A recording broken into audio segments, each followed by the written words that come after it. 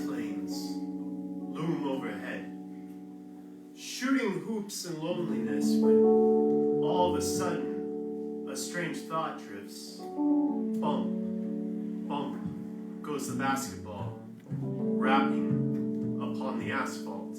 What if this evening I played basketball with Edgar Allan Poe?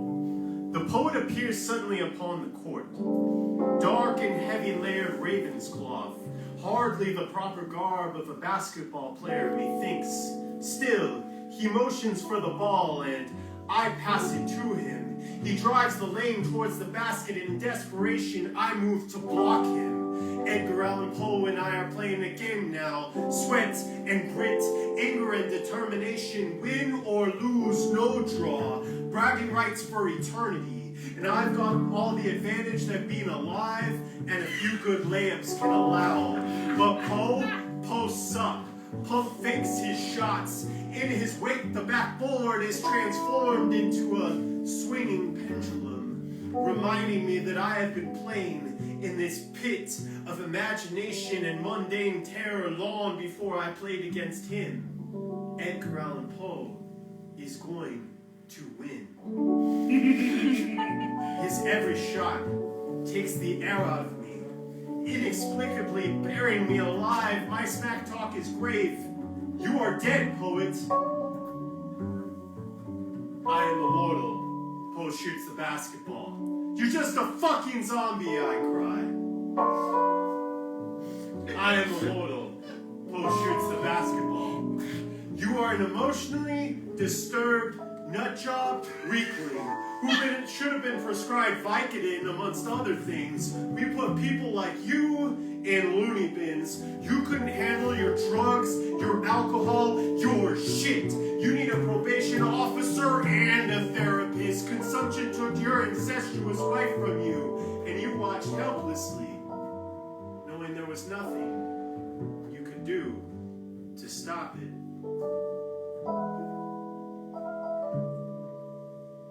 Poe, never flitting, still is shooting.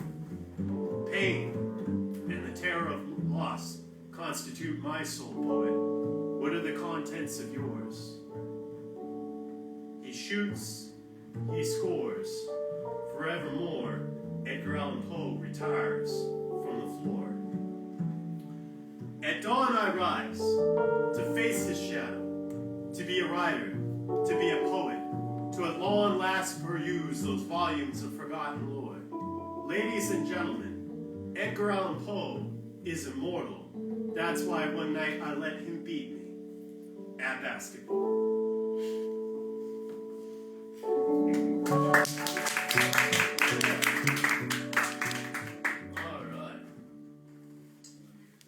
All right, now we go. Oh yeah, this one. All right, guys, no problem. Country hip hop. Here we go. All right. This is for Diamond Bar. This is for my peeps. This is for the past nostalgia. Oh yeah, here we go. All right. All right, you guys lead in. Let's see. Let me see if I can catch you guys. All right. Country hip hop? Country hip hop. No problem.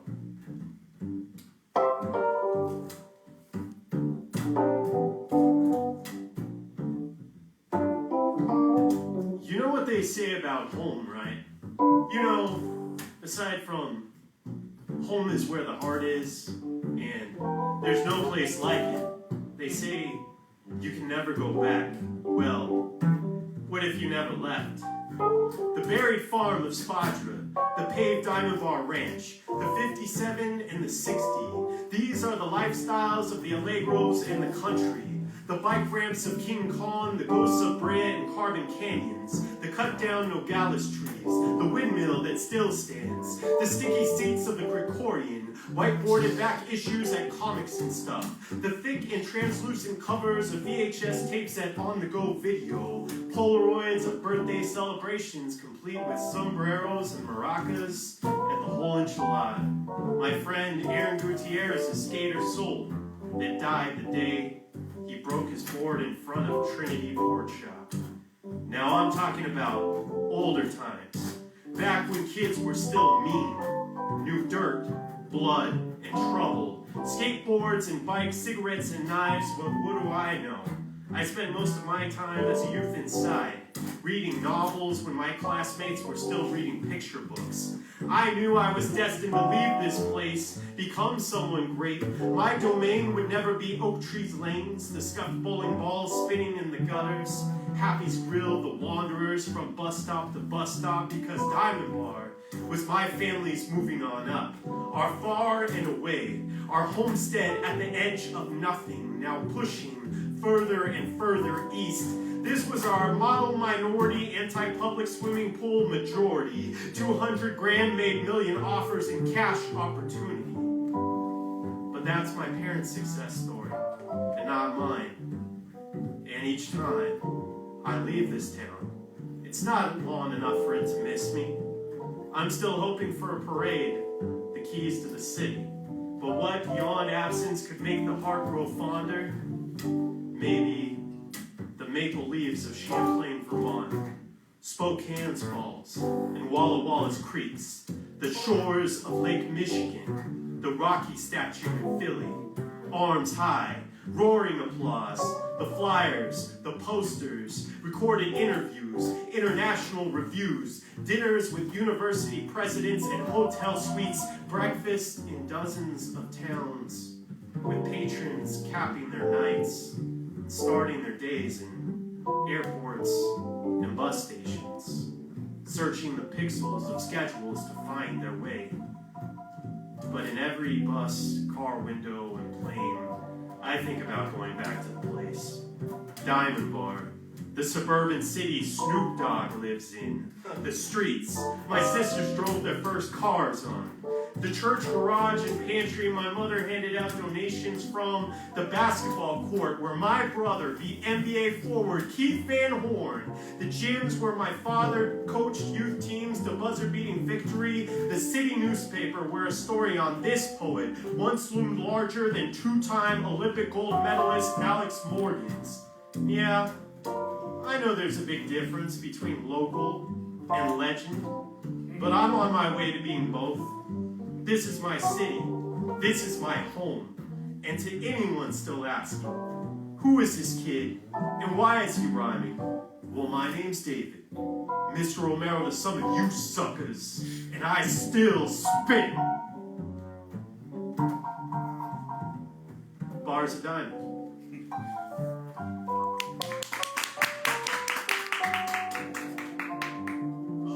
Check out my sitcom. It's coming this fall to NBC. Hell yeah, give him another round of applause. That was sick.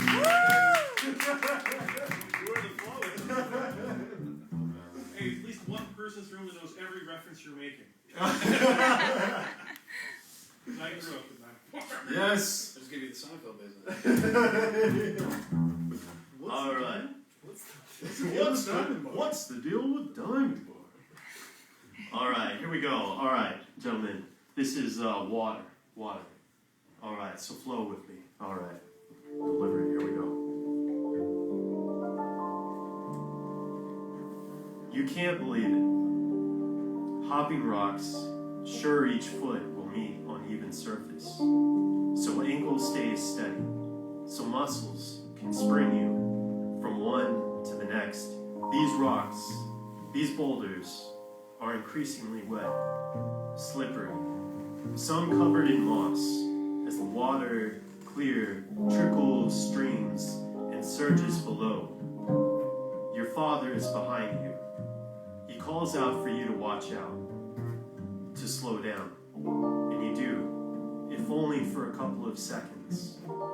You are unfolded in pine and canyon, shaded by these monuments. The sky is an afterthought. What you're after is that surging monolith, a skyscraper of nature, that waterfall dominating your sight. And each time you look up, its thunderous crashing pounding your eardrums. Your view is obscured by boulders the size of houses, guarding its base, eroded by millennia into jagged forms. They protect its secrets, and you want to know. The rocks can't be walked across or even jumped anymore. They have to be climbed. You lose your feet for a moment, reach a handheld, scrape skin and find it. And the fear hits you. Like maybe this is too much. Like maybe you should turn back. In the distance, you can hear your father telling you the same. But you don't listen. It's calling. The sound of the foot, no longer obscured by its lesser offspring. It calls to you. You picture something perfect at its base. Something colorful and enchanting. A golden light, a rainbow through the foliage, maybe some dinosaurs. And now, breathless and exhausted, you pull yourself over those last pockmarked hurdles, and what you see, you can't believe.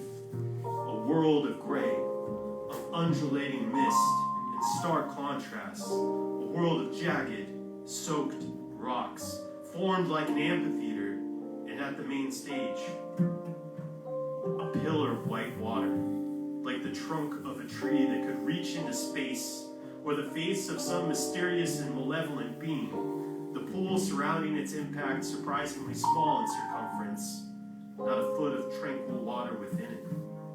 Your only route, a slope of slippery brown megalodon teeth to where this ancient Goliath pounds down with the weight of a mountain upon the earth.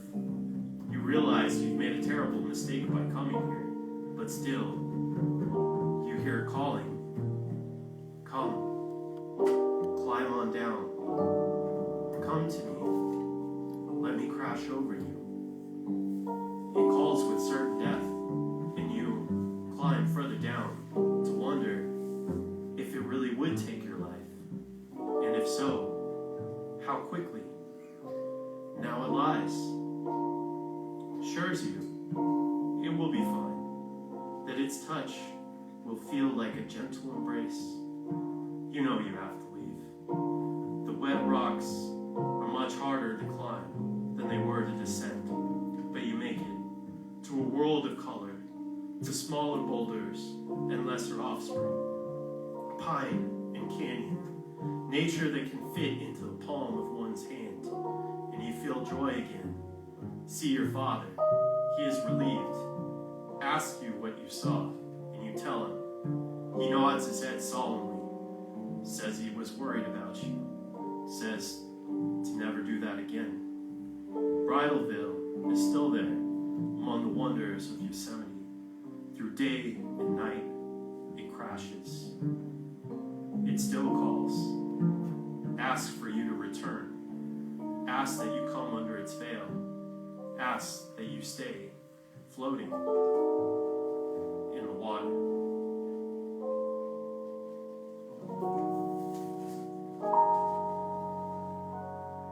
Everyone knows about sparks. You spark a match and once it's lit, nothing can ever be the same. From friction to chemical reaction, a heat that spreads, on oxygen it feeds, changing anything in its path, never to be the same. From dust to dust, no, from form to ash. Once I did that, they say there was no going back. And they all want to know about those single sparks, those big bangs. Let there be lights, inciting incidents. Story is a beautiful construct, belying the limits of memory and perception. It's an interview of a limited truth, like putting you into a room, having you stare out a window, and asking you to tell us what's going on in the world. Scientists say that the universe is just one bubble floating in a quantum foam. Jack Johnson saying that all of life is in one drop of the ocean, waiting to go home. I remember how last summer I almost drowned. A lifeguard helped save my life, laid out on a towel afterwards, on the verge of tears, under a bright sun, body still shaking, still wet. The context of my near drowning defies all of my carefully constructed narratives. My near drowning said nothing about my identity, and drowning was not something I had set out to do. I would not have died for my beliefs, would not have died in the act of creation. I was on a family vacation, with a family I love but often feel separate from. Sometimes these days I get lost staring, thinking about those waves crashing over my head, my distance from the shore, and the exhaustion setting in. And they say that if I almost died that day, I must have learned something. There should have been some epiphany, some new realization. But so far, it's been like trying to strike a match underwater. I know that most of the world is covered by water, and most of the universe is empty space, and the largest quantity of energy within it works as the opposite of gravity. Instead of pulling anything closer, it pushes everything away. And what a sad ending to the story. It's just like one bubble popping in an infinite foam. Thank you.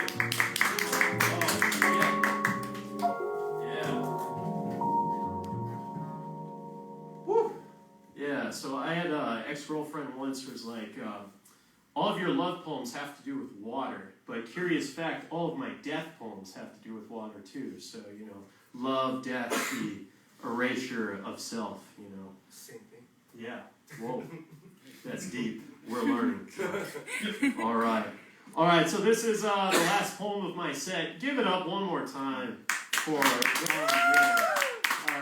fucking killing it. I'm gonna be real, I'm still thinking about the body pillow one. No, that one, same. Never, yeah, it was a life-changing one. Body pillows off the mark. What kind of vibe are you feeling for this? Oh yeah, so this one, let's see here. This is Knock Knock Joke. Yeah, okay. Yeah, so when I say knock knock, you say... Who's there? Okay, great. All right, excellent. Yeah, here we go. Oh, wait, let's see. This poem is called I Am the One Who Knocks. In a world of poets waiting for doors to be opened, I am the one who knocks. Knock, knock. Who's there? Son of parents from Boyle Heights in East Los Angeles, first in his family to graduate from college, travels the country with the title Professional Spoken Word Artist. Knock, knock. Who's there? The local kid made good, the passionate poet with a twinkle in his eye and a song in his step. He kept doodling in the coloring book of his memories to fulfill those childhood dreams of making it. Knock, knock. Who's there? Fiery Mexican poet, advocate for social justice. Knock, knock. Who's there? Recovering alcoholic, moves forward with life after struggle with addiction. Knock, knock. Who's there? The kid who pissed his pants in the 4th grade, who picked his nose and ate his mocos, who licked bricks in the backyard because he liked the taste. Knock, knock. Who's there? A joke. Joker, charlatan, opportunist, imposter, but hey, you've got to fake it until you make it. You keep building a foundation, stack the accomplishments, and at some point the mundane finally becomes the sacred. You know who I think is a joke? Knock, knock. Who's there? Waiting. Waiting who? Everyone who's waiting in the wings, for the curtain to be lifted up, for the doors to be opened, for someone to let them in the back door, take them backstage. Most doors get slammed in your face. Most keys to the kingdom remain fastened to the waist. Try to please the gatekeepers, have fun spending years polishing the gates. Knock, knock. Who's there? The idiot who believes in knocking, the underdog story, because the people say they love an underdog story, because they say they love hard work, and I put in work. I don't wait for doors to be opened. I use the internet, I find the doors, and I knock. And when I get rejected, I find myself something to hide behind, allow myself to tear up for a bit, and then I walk over to the next house, and again I knock.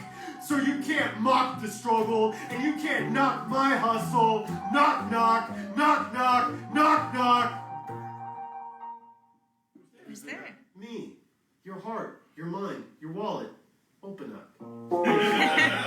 Books for sale in the back. Thank you so much to